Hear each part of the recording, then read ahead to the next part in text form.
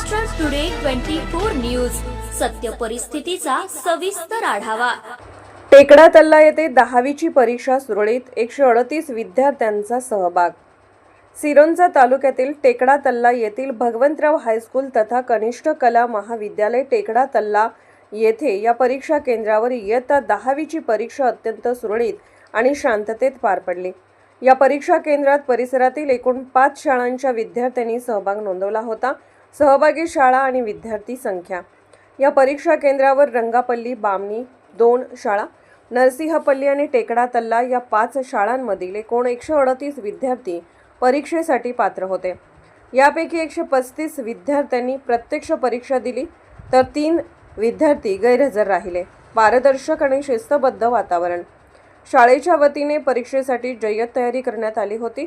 संपूर्ण परीक्षा केंद्र सीसीटीव्हीच्या निगराणीखाली असून कोणतीही अनुचित घटना घडू नये यासाठी कडक शिस्त पाळण्यात आली।